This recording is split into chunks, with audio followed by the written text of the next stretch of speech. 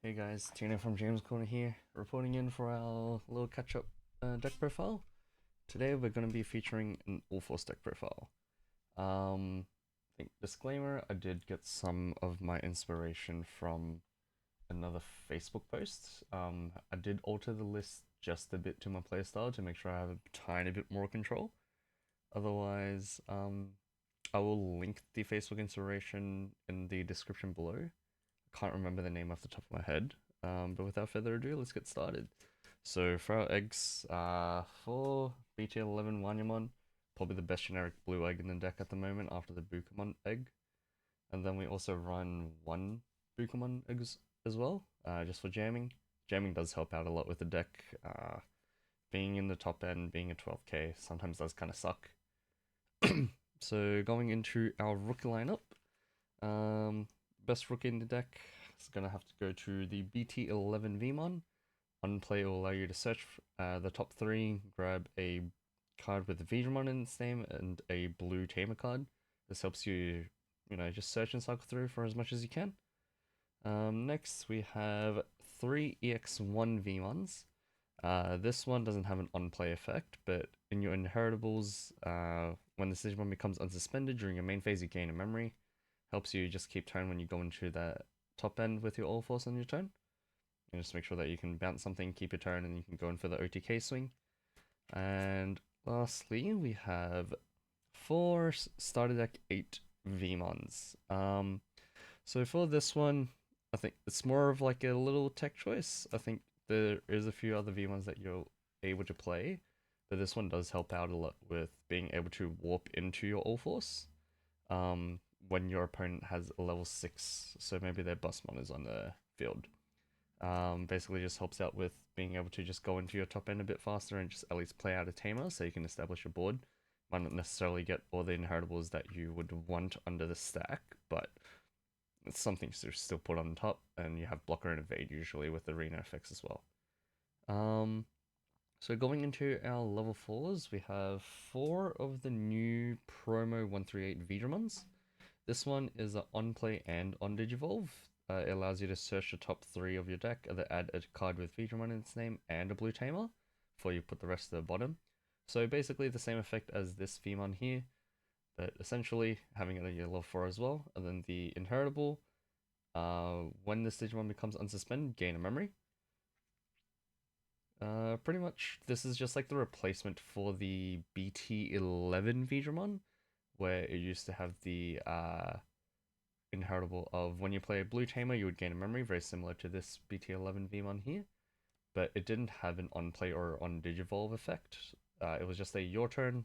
When you would play a Tamer, you would draw one card.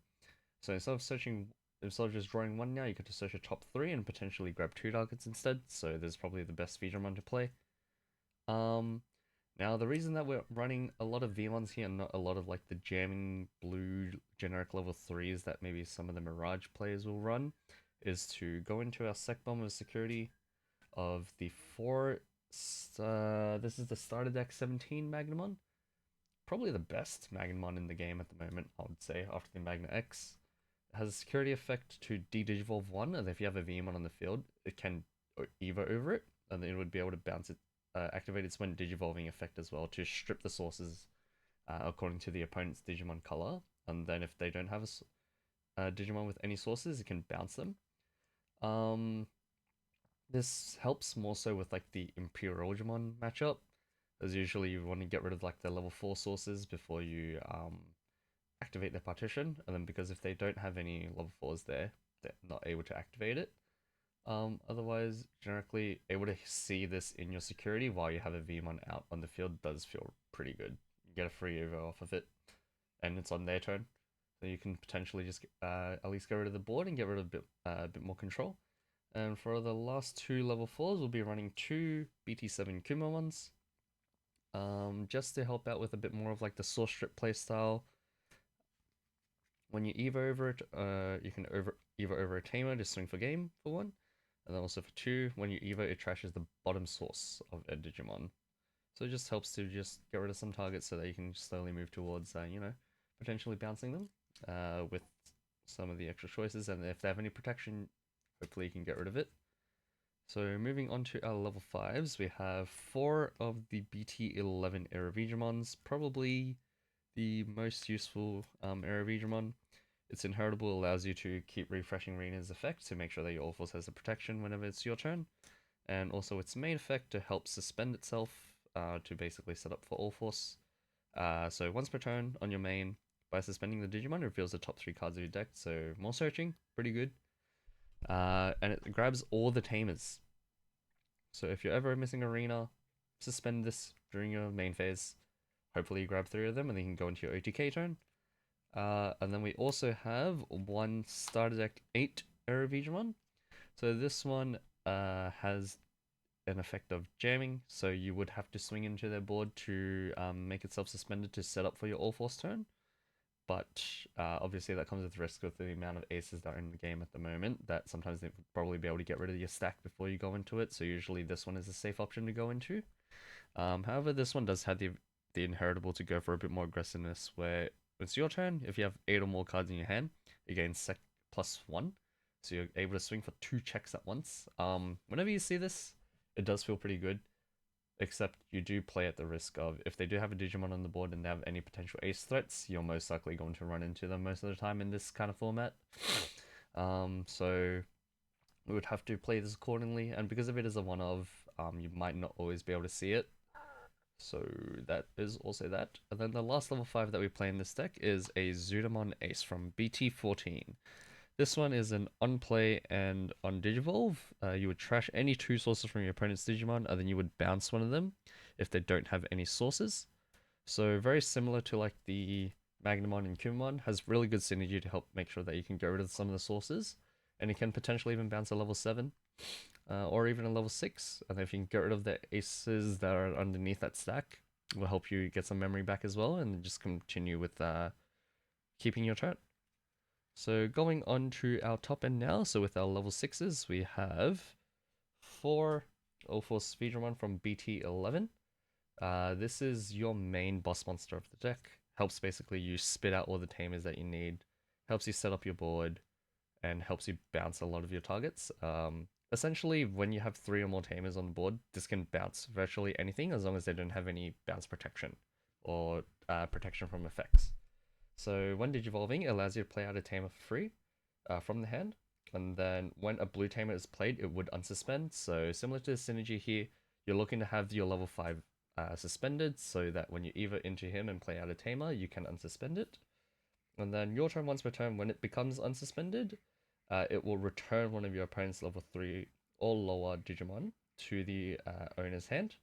But for every blue tamer that you have, you can add on a level to it. So, like I was saying earlier, if you have 3 tamers or more, you're essentially bouncing a level 6, and then just goes virtually crazy from there. And the last 2 Digimon that we'll play will be the Ulforceveedramon X antibody from BT12. This one doesn't play out a tamer, but on Digivolve, you can unsuspend itself or one of your blue tamers. And this one is a tiny bit better in the sense that where its effect of when it unsuspends, it activates on all turns. So you can potentially bounce 2 targets, once on your turn and once on your opponent's turn.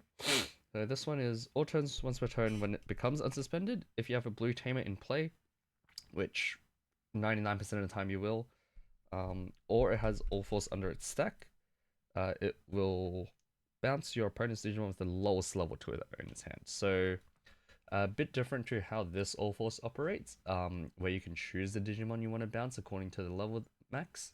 This one bounces the lowest level by default. So usually for my playstyle at least, I would like to swing as many times with my Ulforce first, and then make sure that I'm bouncing the biggest body before I bounce their lowest level and evo into this for a cost of 1.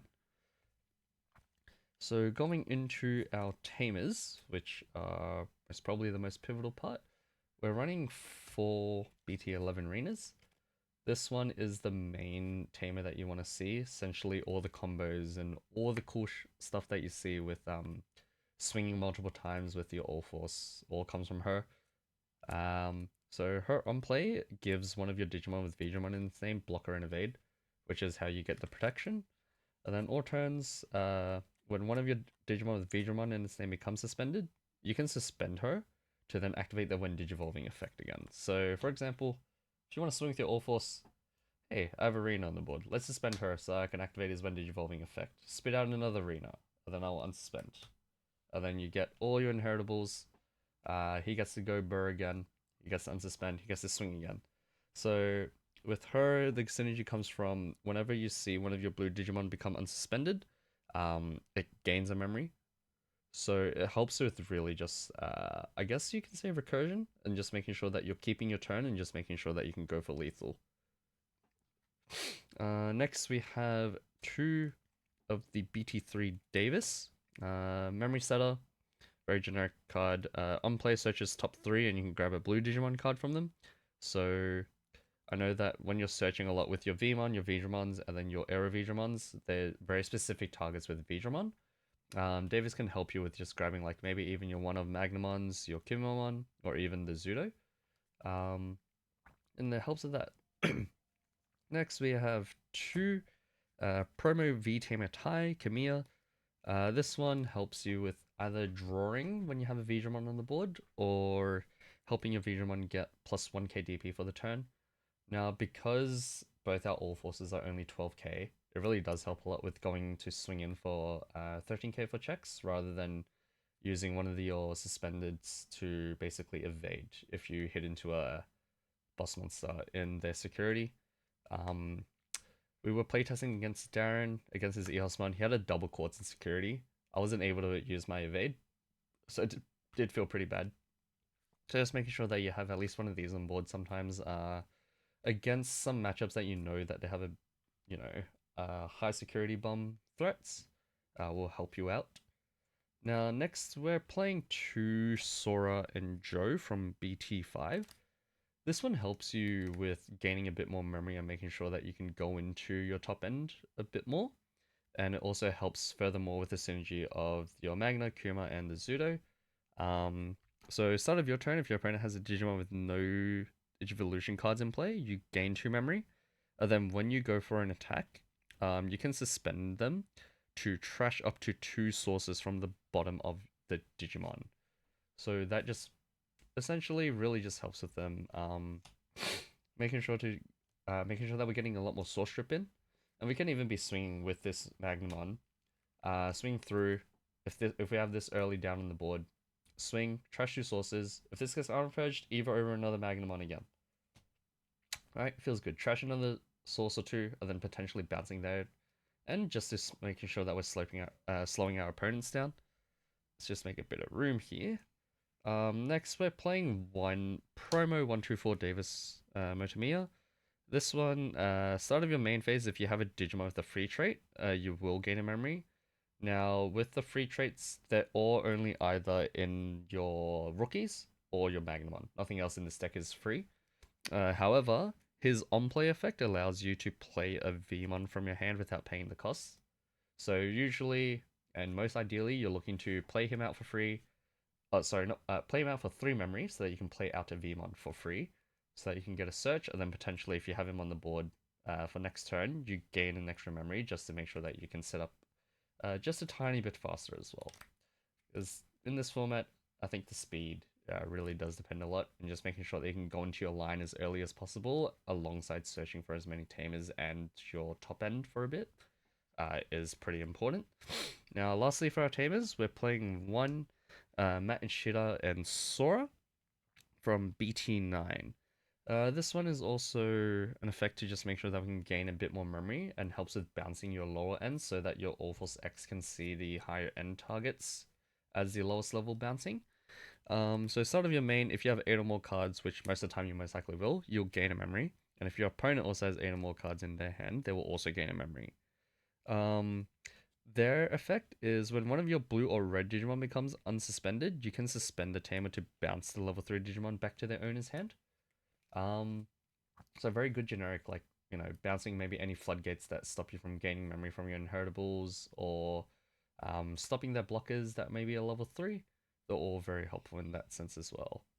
So, let me just make a bit more deck space here. Of the last 5 cards, we're going to move on to our options. We're going to be running 4 mental training. Search is top 2. Best generic blue card at the moment until we get blue scramble. helps you grab a tamer or helps you grab whatever you're missing. It's probably like not much else that we can go around in terms of that. Yeah, reduces your evo costs when you're going over it. I think it's pretty self-explanatory. I feel like every deck runs a training at the moment, unless they have like infinite memory gaining or like just searching by themselves. Name of the game is speed, right? So we're trying to search as much as possible so that we can finish the game as fast as possible. And then finally, one blue memory boost to search your top four and grab any one of your Digimon. Very generic.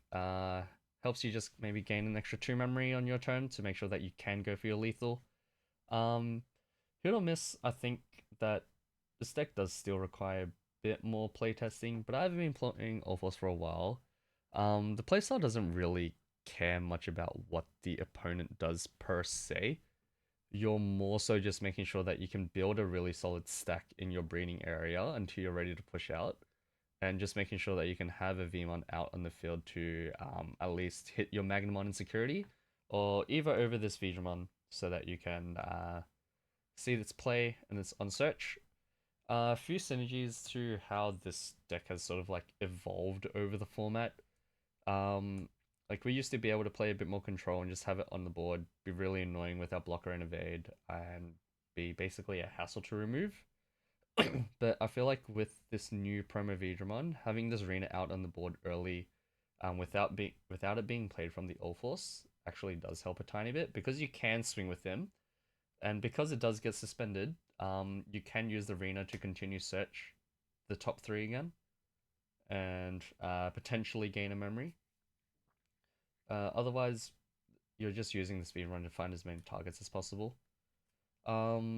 In terms of like a few tech choices, I would potentially say that running a second starter deck 8 era Veedramon would be pretty helpful. But through my playtesting, having the Zudo at least out on the board when you have the Magna Threat and the Veedramon just helps you with keeping a bit more board control and just have the opponent think a bit more in terms of when they want to try and go for a swing. Potentially bouncing their top end monster that's on the board at the moment. And otherwise, I think through the next few revisions, we're looking at potentially putting in the BT19 Huanquinmon. Having the inheritable jamming is pretty important in this deck to make sure that you're not wasting your unsuspend effects to save itself from the board. You want to try and use the unsuspend to keep going for as many swings as you can straight into the security so that you can finish the game as fast as possible. Other than that, that's all from me. There's just a little deck profile showcase. I'm hopefully running it at the next few locals at GamesCorner at Parramatta. So if you guys want to come along and have a chance and go up against this and have a fun time, then feel free to drop by. Otherwise, as per usual, thanks for listening in. Thanks for checking out the deck profile. Don't forget to like, comment, and subscribe.